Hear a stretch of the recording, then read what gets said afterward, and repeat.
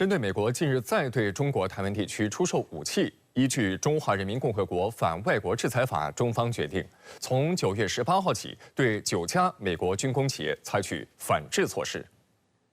外交部发言人林健18号表示，美国向中国台湾地区出售武器，严重违反一个中国原则和中美3个联合公报，特别是817公报规定，严重侵犯中国主权和安全利益，损害中美关系和台海和平稳定，向台独分裂势力发出错误信号。中方强烈谴责，坚决反对，已向美方提出严正交涉。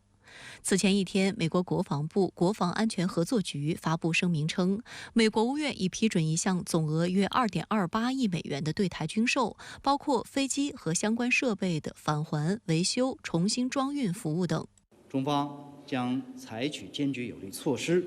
坚定捍卫国家主权、安全和领土完整。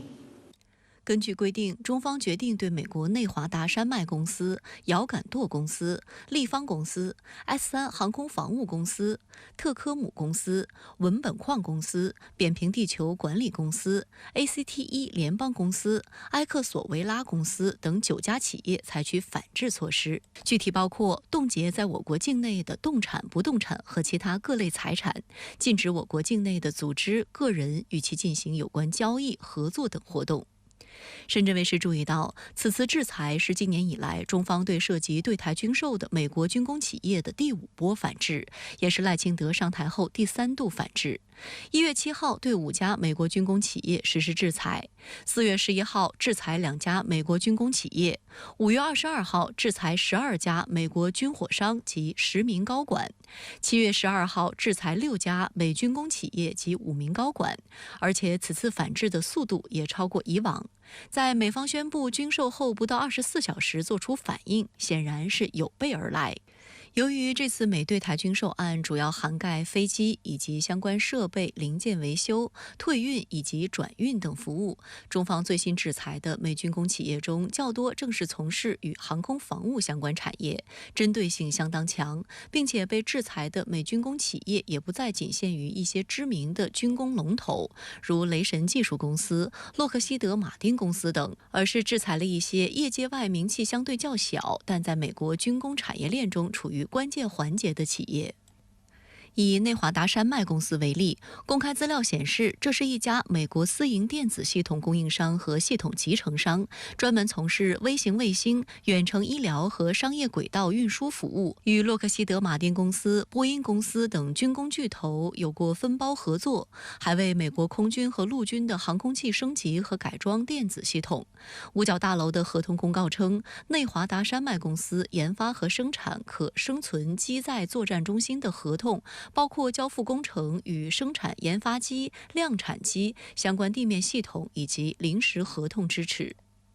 另外一家立方公司则以提供运输系统、防务训练系统和指挥控制系统而闻名。立方公司在全球多个市场都有业务，之前给美军提供的产品包括受保护的通信、指挥和控制、情报、监视和侦察组合的综合能力等。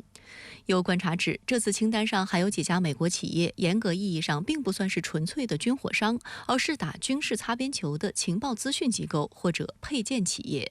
比如制裁清单中的文本矿公司，根据其官网信息，这是一家专门提供地缘政治、防务情报和媒体监控知识的解决方案供应商。更多公开资料则显示，文本矿公司的经营目标是为美国政府客户提供支持服务，主要业务为针对中国和俄罗斯的开源情报分析。去年该公司曾派人出席过所谓的美台防务工业会议，与美国政府官员和台方代表讨论对台军售项目、台湾防务安全等问题。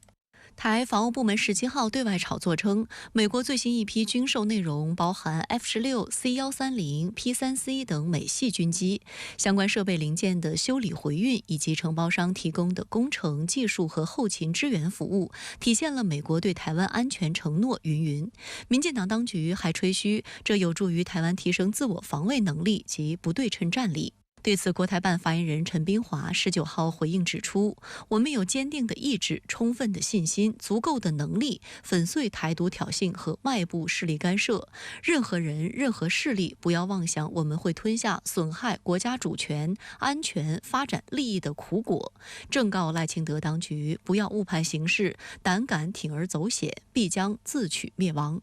事实上，此次中方的制裁清单上的多家美企是配件公司，即不向台当局出售成品的军火武器，而是提供台军舰机急需的各种配件。这显示中方制裁正在向美国军工产业链的上游延伸。由于这些配件公司的产品通常不会专供美军，因此延伸制裁链条也将对其民用业务造成打击。深圳卫视梳理发现，拜登政府自上台以来，总计对台军售16次，超过一半都与零附件和维修等服务相关。以往美对台军售都是以武器装备为主，零附件案不会特别公布。但近年美方改变方式，将台军申请的零附件军购案核定后也列为军售案宣布，这也被认为是近些年美国对台军售内容的主要变化之一。值得一提的是，美方就最新一轮军售发布的新闻稿中还指出，这次出售的零件源自美国军事库存，不需要另外找国防承包商生产。